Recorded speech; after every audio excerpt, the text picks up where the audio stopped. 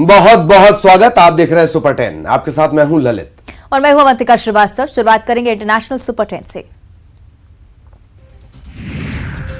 Indonesia के राष्ट्रपति Joko Widodo ने देश में कोविड-19 के कारण लगी सभी पाबंदियों को हटाने का ऐलान किया। विडोडो ने बताया कि कोविड-19 महामारी कुछ महीनों से नियंत्रण में है। 27 दिसंबर तक प्रतिदिन 10 लाख लोगों पर 1.7 मामले दर्ज किए गए। इसीलिए अधिकारियों ने सार्वजनिक गतिविधियों से सभी पाबंदियों को हटाने का फैसला लिया है। म्यांमार की राजधानी के कोर्ट ने नेता आंग सान सू की और पूर्व राष्ट्रपति विन मिंट को भ्रष्टाचार के 5 आरोपों में और 7 साल की सजा सुनाई है। अभियुक्तों को इस सजा के खिलाफ अपील करने का अधिकार है। इन सभी पर 5 आरोप राज्य के फंड से खरीदे गए हेलीकॉप्टर के पट्टे और उपयोग से संबंधित है। आंग सान सू की और विन मिंट ने कथित तौर पर अपने पदों के दुरुपयोग के आरोप लगे। कंबोडिया में थाईलैंड की सीमा के पास होटल में लगी आग में मरने वालों की संख्या बढ़कर 25 हो गई है। बचाव दल ने होटल कैसीनो के जले हुए कमरों से 6 और शव बरामद किए। कंबोडियाई प्रधानमंत्री सैमडेच टेको हुन सेन ने आग में मारे गए लोगों के प्रति शोक जताया। उन्होंने कहा कि आग में 73 अन्य लोग झुलस गए हैं। दमकल कर्मियों ने कड़ी मशक्कत के बाद इस आग पर काबू पाया। ब्राजील के राष्ट्रपति जायर बोल्सोनारो ने 3 बार के विश्व फुटबॉल चैंपियन रहे पेले के सम्मान में 3 दिन के राष्ट्रीय शोक की घोषणा की है। महान फुटबॉलर पेले का 82 साल की उम्र में निधन हो गया है। उनकी बेटी कैली नेसिमेंटो ने सोशल मीडिया पर निधन की जानकारी दी है। पेले कैंसर से जूझ रहे थे। उन्हें 29 नवंबर को साओ पाउलो के अल्बर्ट आइंस्टाइन अस्पताल में भर्ती करवाया गया। फिलीपींस में भारी बारिश के बाद आई बाढ़ से मरने वालों की संख्या बढ़कर 44 हो गई। सरकारी आपदा एजेंसी ने जानकारी दी है।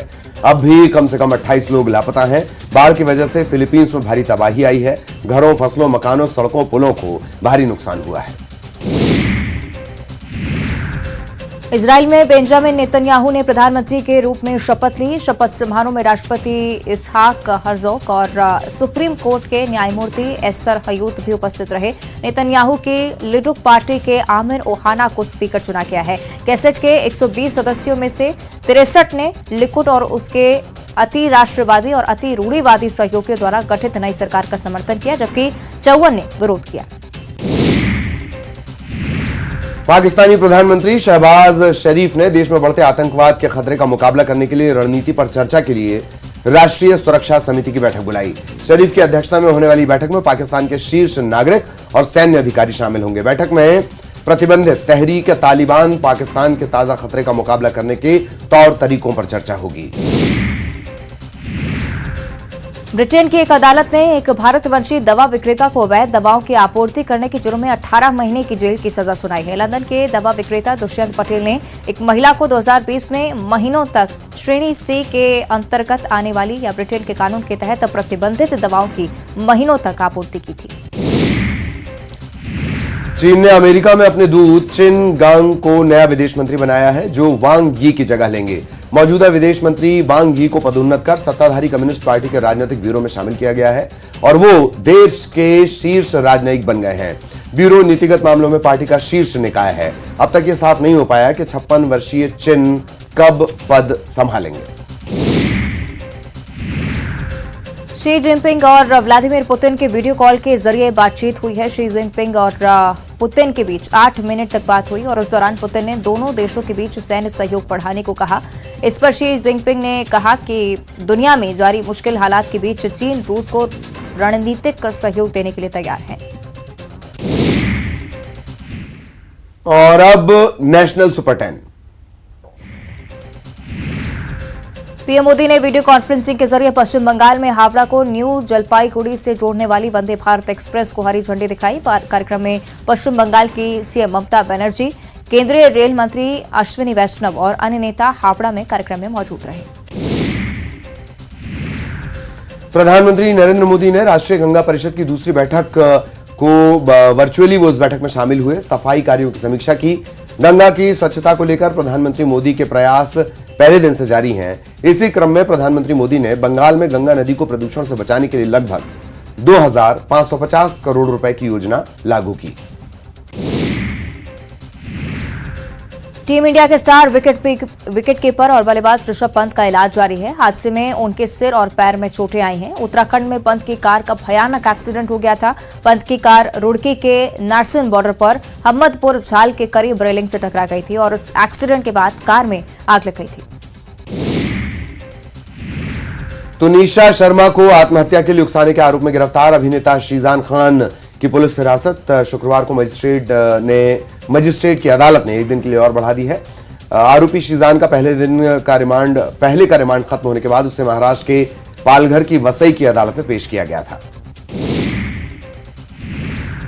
तुनिशा की मां ने शीजान खान को लेकर प्रेस कॉन्फ्रेंस की और इस दौरान तुनिशा की मां वनीता शर्मा ने शीजान खान पर गंभीर आरोप लगाए हैं। उन्होंने कहा है कि शीजान ने उनकी बेटी को एक टीवी शो के सेट पर थप्पड़ मारा था।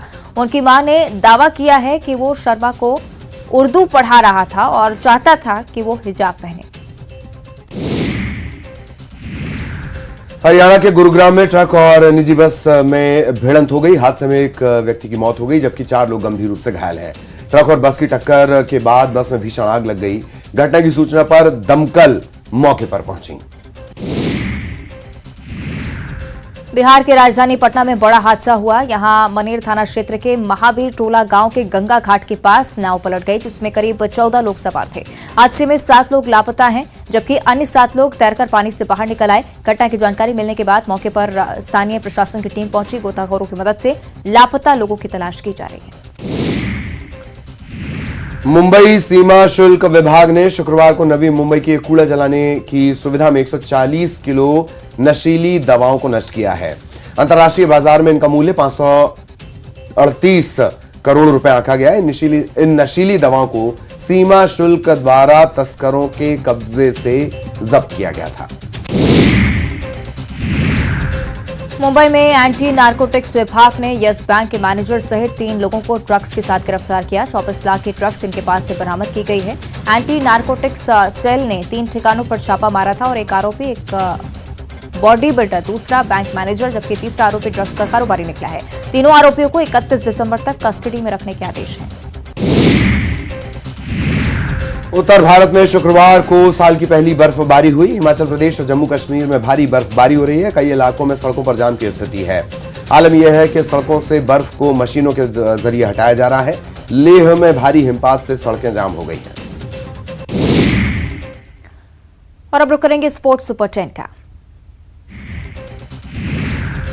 सड़क हादसे में बाल बाल बचे ऋषभ पंत। शुक्रवार सुबह तड़के रुड़की के नारसन बॉर्डर पर हम्मदपुर झाल मोड़ पर भीषण हादसा हुआ जबकि लगने से बेकाबू होकर कार डिवाइडर से टकराई और उसके बाद पलट गई। पलटने के बाद कार में भीषण आग लगी।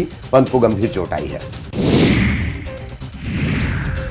एक्सीडेंट के बाद जलती हुई कार की खिड़की तोड़कर खुद ही बाहर निकले पंत। लोग बचाने पहुंचे तो दिया अपना परिचय। मौके पर मौजूद लोग पंत को जलती कार से दूर ले गए। देहरादून के मैक्स हॉस्पिटल में चल रहा पंत का इलाज। डॉक्टरों की निगरानी में है पंत। पंत को 4 से 5 जगहों पर चोट आई है। माथे, दाहिने हाथ की कलाई, दाहिने पैर का घुटना, टखना, अंगूठे में चोट आई है। पंत को रिकवरी में 1 साल का वक्त लग सकता है। एक्सपर्ट बोले विकेट कीपिंग में घुटना, टखना और कलाई होती है काफी अहम।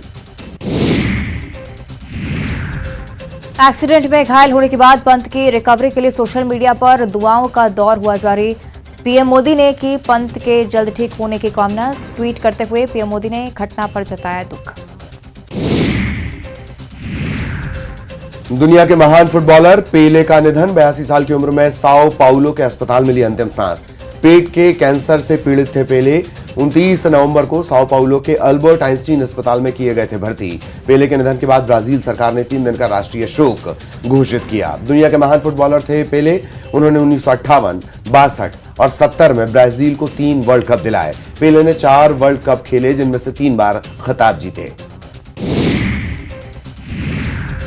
विवादों में हरियाणा के खेल मंत्री और पूर्व ओलंपियन संदीप सिंह। हरियाणा में खेल विभाग के जूनियर महिला कोच ने छेड़छाड़ के लगाए आरोप। महिला कोच ने अपने सरकारी आवास में बुलाकर छेड़छाड़ के आरोप लगाए हैं। संदीप सिंह पर और भी महिला खिलाड़ियों के साथ गलत काम करने का आरोप है। खेल मंत्री ने संदीप ने उनके खिलाफ षड्यंत्र कर फंसाने की बात कही है। T20 वर्ल्ड कप में मिली हार के बाद एक्शन में बीसीसीआई कोच राहुल द्रविड़, कप्तान रोहित शर्मा और एनसीए चीफ वीवीएस लक्ष्मण के साथ बीसीसीआई की होगी एक समीक्षा बैठक। 1 जनवरी 2023 को मुंबई में बैठक। T20 वर्ल्ड कप में खराब प्रदर्शन के बाद से राहुल द्रविड़ और रोहित शर्मा की रणनीति पर सवाल उठ रहे हैं। श्रीलंका के खिलाफ आगामी सीरीज के लिए पृथ्वी शॉ को टीम में जगह नहीं दी गई है। टीम में जगह न मिलने पर कुछ दिनों पहले पृथ्वी शॉ ने सोशल मीडिया पर अपना दुख जताया था। अब भारतीय टीम के पूर्व बल्लेबाज गौतम गंभीर पृथ्वी शॉ का समर्थन करते हुए दिखाई दिए हैं। एक कार्यक्रम के दौरान गौतम गंभीर ने पृथ्वी शॉ को टीम में न शामिल किए जाने की आलोचना की। गंभीर ने कहा कि हम सभी जानते हैं कि पृथ्वी शॉ किस तरह के खिलाड़ी हैं। पाकिस्तान और न्यूजीलैंड के बीच खेला गया पहला टेस्ट मैच ड्रॉ हो गया। पाकिस्तान ने आखिरी दिन 311 रन बनाकर पारी घोषित कर दी थी। न्यूजीलैंड को जीत के लिए 138 रन का लक्ष्य दिया गया था। कीवी टीम ने दूसरी पारी में 1 विकेट पर 61 रन बना लिए थे। खराब रोशनी के चलते आगे का खेल ना हो सका, मैच ड्रॉ रहा। 5वें दिन के खेल में पाकिस्तान के बल्लेबाज इमामुल हक ने 96 रन की पारी खेली तो सरफराज ने अर्धशतक लगाया। आखिर में शकील और वसीम जूनियर ने तेज रन बनाए। बीसीसीआई के एक सूत्र ने खुलासा किया है कि बोर्ड ने मेलबर्न में भारत पाकिस्तान क्रिकेट मैच के आयोजन को नामंजूर कर दिया है। बीसीसीआई के एक सूत्र ने एएनआई को बताया है कि भारत भविष्य में या किसी भी देश में भारत और पाकिस्तान टेस्ट सीरीज के लिए ऐसी कोई योजना नहीं है। अगर किसी की ऐसी इच्छा है तो इसे अपने तक ही रखें। और अब बॉलीवुड सुपर 10। उर्वशी ने की ऋषभ पंत के लिए प्रार्थना पोस्ट। देख बड़ा कुठे यूजर्स बोले ऋषभ भाई का एक्सीडेंट हो गया है और इसे फोटो की पड़ी है। एनिमल फिल्म का पहला पोस्टर जारी कर दिया गया। इस फिल्म में रणवीर कपूर और रश्मिका मंदाना की अहम भूमिका है। वहीं इस फिल्म का निर्देशन संदीप रेड्डी वांगा कर रहे हैं। ओटीटी प्लेटफॉर्म पर रिलीज होगी अमिताभ बच्चन की ऊंचाई। बेसब्री से सब कर रहे इंतजार। ऊंचाई का 6 जनवरी 2023 को वर्ल्ड डिजिटल प्रीमियर होने वाला है। इसे G5 पर स्ट्रीम किया जाएगा। बॉक्स ऑफिस कलेक्शन की बात करें तो ऊंचाई ने इतने दिनों में 33 करोड़ का कलेक्शन किया है। तुनिशा की मां ने किया दावा, ड्रग्स लेता था शीजान। आरोपी ने एक्ट्रेस को 3 महीने से ट्रैप कर रखा था। उसे उर्दू सिखा रहा था। बता दें शीजान के साथ रहकर हिजाब पहनने लगी थी तुनिशा। बॉलीवुड अभिनेत्री आलिया भट्ट ने सोशल मीडिया पर वीडियो शेयर किया जिसमें उन्होंने अपनी साल 2022 की सभी यादगार पहलुओं को अनदेखी झलक को साझा किया है। आलिया ने अपने फैंस के साथ साल 2022 की कुछ अनदेखी झलक साझा की है। भोजपुरी सिनेमा का स्टार पवन सिंह नए साल में फिल्मकार धनंजय सिंह की फिल्म में काम करने जा रहे हैं। पवन सिंह साल 2023 में कई बड़ी मेगा बजट की फिल्मों में नजर आने वाले हैं। 5 जनवरी को पवन सिंह अपने जन्मदिन के मौके पर गाना लेकर आ रहे हैं जिसे वो अपने नए साल 2023 की इससे शुरुआत करेंगे। फिल्म पेनियन सेल्वन 2 28 अप्रैल 2023 को रिलीज होगी। मणिरत्नम की फिल्म पेनियन सेल्वन 2 में विक्रम, ऐश्वर्या राय, कार्ति और जयम रवि की अहम भूमिका है। फिल्म पेनियन सेल्वन 2 की रिलीज डेट का आधिकारिक तौर पर ऐलान कर दिया गया है। फिल्म की प्रोडक्शन कंपनी ने एक टीजर जारी कर घोषणा की है कि पेनियन सेल्वन 2 28 अप्रैल 2023 से सिनेमाघरों में उपलब्ध होगी। मौनी रॉय ने ट्रोलिंग के बीच शेयर की तस्वीरें। कैमरे के सामने दिए एक से एक killer pose. Mouni Roy acting ही नहीं अपने फैशन सेंस को लेकर हमेशा चर्चा में रहती हैं। अब उन्होंने अपनी लेटेस्ट फोटोज पोस्ट की हैं जिसमें वो बेहद ग्लैमरस लग रही हैं। दृश्यम 2 की रिलीज को 6 हफ्ते हो चुके हैं लेकिन अभी तक बॉक्स ऑफिस पर इस फिल्म का जलवा बरकरार है। दिलचस्प बात है कि अवतार, द वे ऑफ वाटर जैसी बड़ी फिल्म की रिलीज का भी दृश्यम 2 के कलेक्शन पर कोई खास असर नहीं पड़ा। रणवीर सिंह की most awaited film circus box office पर बुरी तरह फिसड्डी साबित हुई। रिलीज के 7 दिन बाद भी डायरेक्टर रोहित शेट्टी की सर्कस उम्मीद के मुताबिक बेहद कम कमाई कर पाई है। और अब बात करेंगे एमपी सुपर 10 की। उमा भारती ने राहुल गांधी की भारत जोड़ो यात्रा पर हमला बोलते हुए कहा कि भारत टूटा ही कहां था। राहुल गांधी को अपनी भारत जोड़ो यात्रा पीओके लेकर जाना चाहिए। पाक अधिकृत कश्मीर टूटा हुआ है। उसे भारत से जोड़ना चाहिए। भारत को तोड़ने का काम कांग्रेस ने किया। कांग्रेस नेता लक्ष्मण सिंह ने अपनी ही पार्टी को निशाने पर लिया। उन्होंने ट्वीट कर लिखा, कांग्रेस के आंतरिक सर्वेक्षण में 17 पूर्व मंत्री और 37 वर्तमान विधायक की जीत रही। विपक्ष में रहने के बाद और भारत जोड़ो यात्रा के बाद भी ऐसी स्थिति क्यों बनी? शीर्ष नेतृत्व संभवतः इसका उत्तर दे सकता है। लक्ष्मण सिंह के ट्वीट को लेकर बीजेपी ने कांग्रेस पर निशाना साधा। बीजेपी प्रदेश अध्यक्ष वी डी शर्मा ने कहा कि ऐसा लगता है कांग्रेस के जो हालात बने हैं, जिस प्रकार से कांग्रेस अपना अस्तित्व खो रही है, लीडरशिप समाप्त हो रही है, कांग्रेस अप्रासंगिक हो रही है। दिग्विजय सिंह और कमलनाथ के नेतृत्व में कांग्रेस पूरी तरह से डूब रही है। कमलनाथ को मुख्यमंत्री बनाने के लिए कांग्रेस संकल्प दिवस मनाएगी और इसके लिए पीसीसी ने जिला ब्लॉक इकाइयों को निर्देश जारी कर दिए हैं। 1 जनवरी को कांग्रेस पूरे प्रदेश में संकल्प दिवस मनाएगी। यात्रा में बीजेपी सरकार की जन विरोधी नीतियों का विरोध किया जाएगा। इस संकल्प दिवस पर बीजेपी ने निशाना साधा है। कहा, कांग्रेस गलतफहमी के शिकार है। नए साल में बीजेपी की सरकार में बीजेपी सत्ता में बरकरार रहेगी। इंदौर के अग्रसेन महासभा भवन में विश्व हिंदू परिषद की केंद्रीय प्रबंध समिति और प्रन्यासी मंडल की 3 दिवसीय बैठक हुई। बैठक में बताया गया कि लव जिहाद में फंसी 5000 कन्याओं की घर वापसी कराई गई है। राम जन्मभूमि मामले के बाद काशी मथुरा के मुद्दों को भी उठाया जाएगा। सतना में बिजली टावर पर मचान बनाकर पिछले 40 दिनों से किसानों का प्रदर्शन जारी है। 12 से ज्यादा किसान कड़कड़ाती ठंड में जमीन के मुआवजे की मांग को लेकर प्रदर्शन कर रहे हैं। प्रशासन टावर पर चढ़कर प्रदर्शन कर रहे किसानों पर एफआईआर दर्ज कर चुका है, लेकिन किसान टावर पर ही हैं। उमरिया में बांधवगढ़ से लगे सामान्य वन मंडल के जंगल में एक बाघिन की मौत हो गई है। घटना गुनगुटी रेंज के कांचोदर बीट की है, जहां ग्रामीणों ने बाघिन का शव देखा और वन कर्मियों को सूचना दी। वन विभाग के जिम्मेदार अफसर मौके पर पहुंचे। बाघिन के शव का पीएम कराने के बाद अंतिम संस्कार कर दिया गया। धार के पर्यटन स्थल मांडू नए साल के स्वागत के लिए पूरी तरह तैयार है। यहां सैलानियों का जमावड़ा लगना शुरू हो चुका है। मांडू की हंसी वादियां, ऐतिहासिक महल, इमारतें, होटल, रेस्तरां, ये सभी पर्यटकों को आकर्षित कर रहे हैं। उज्जैन के बाबा महाकाल के दरबार में नए साल पर बड़ी संख्या में श्रद्धालुओं के आने की संभावना है और ऐसे में महाकाल प्रबंधन विशेष तैयारियों में जुटा है। मंदिर समिति ने खास व्यवस्थाएं की हैं, जिससे आसानी से बाबा के दर्शन हो सकेंगे। और अब छत्तीसगढ़ सुपर 10। दिल्ली दौरे पर सीएम भूपेश बघेल आज पीएम से करेंगे मुलाकात। कई मुद्दों पर होगी चर्चा। सीएम भूपेश बघेल ने बीजेपी पर बड़ा हमला बोला। उन्होंने कहा कि अब छत्तीसगढ़ में पनामा की नहीं, पाठशाला की चर्चा होती है।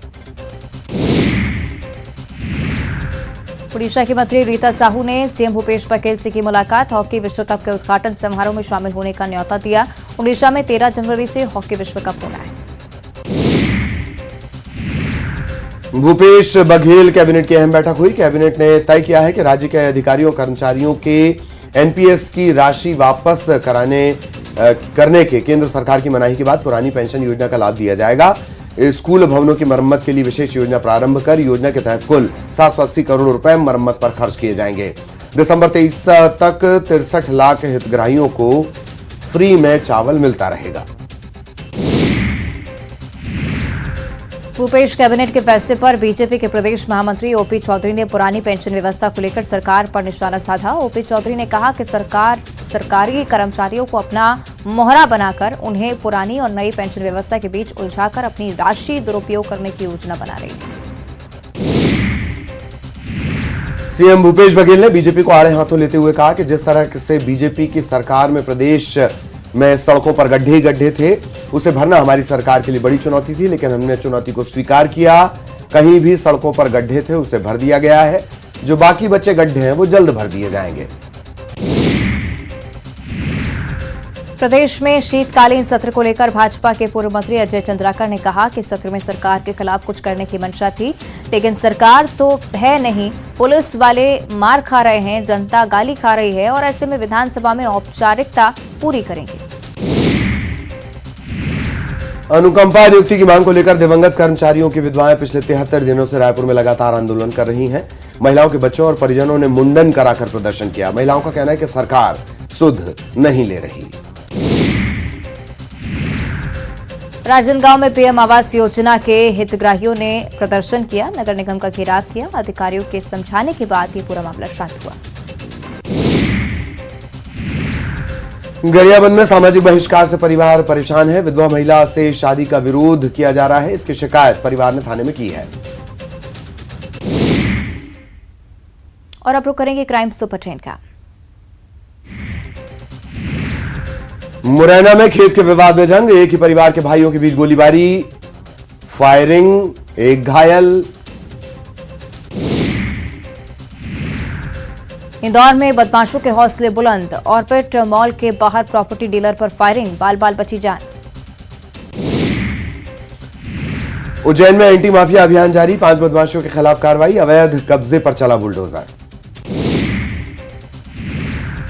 रीवा में नकली नोट के साथ पकड़ा गया युवक, 500 के 74 नकली नोट किए गए बरामद। मुखबिर की सूचना पर पुलिस ने की कार्रवाई।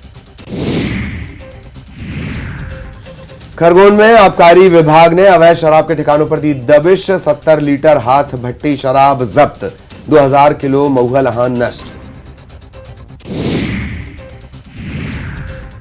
भिंड में 2 पक्षों में जमकर हुआ पथराव, 13वें कार्यक्रम में हुआ विवाद, गोली लगने से एक शख्स घायल। छत्तीसगढ़ के सारंगढ़ में पत्थर खदान में डूबी कार, एक परिवार के 4 लोगों की मौत। कोरबा में सड़क हादसे में 9 घायल। बिलासपुर पुलिस ने पीएससीएल चिटफंड कंपनी के डायरेक्टर को किया गिरफ्तार, ग्रामीणों से धोखाधड़ी का आरोप, 4 करोड़ से ज्यादा के फ्रॉड के आरोप।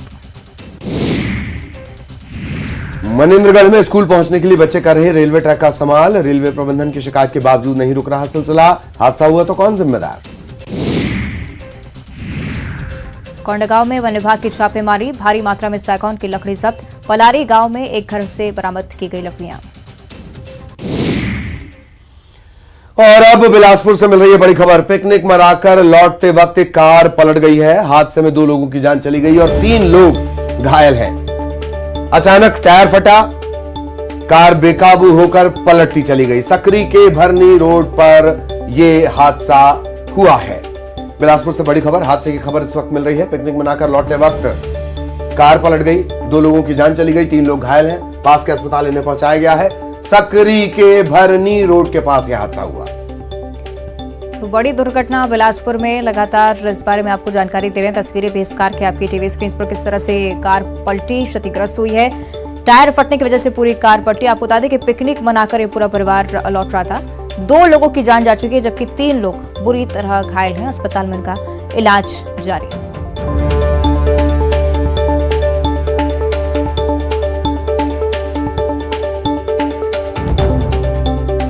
तो बिलासपुर की दुर्घटना, जिसके बारे में जानकारी आपके साथ साझा करें। सकरी के भरनी रोड के पास यह हादसा हुआ है। अचानक से टायर फटने से ये कार अनियंत्रित हुई, पलट गई और इस हादसे में 2 लोगों की मौत हो गई, 3 लोग बुरी तरह घायल हैं। अस्पताल में इलाज के लिए भर्ती कराया गया है।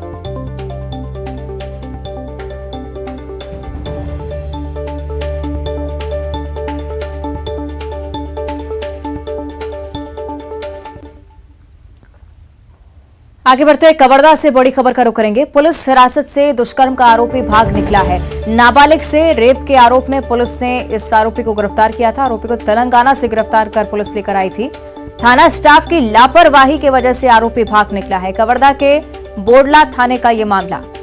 तो बड़ी जानकारी कवर्धा से एक बार फिर से, एक आरोपी पुलिस हिरासत से भागने में कामयाब रहा है। दुष्कर्म का गंभीर आरोप इस पर, नाबालिग से रेप का आरोप है और पुलिस गिरफ्तार कर तेलंगाना से उसे ला रही थी। इसी दौरान थाना स्टाफ की बड़ी लापरवाही और इस वजह से पुलिस हिरासत से यह आरोपी भाग निकला।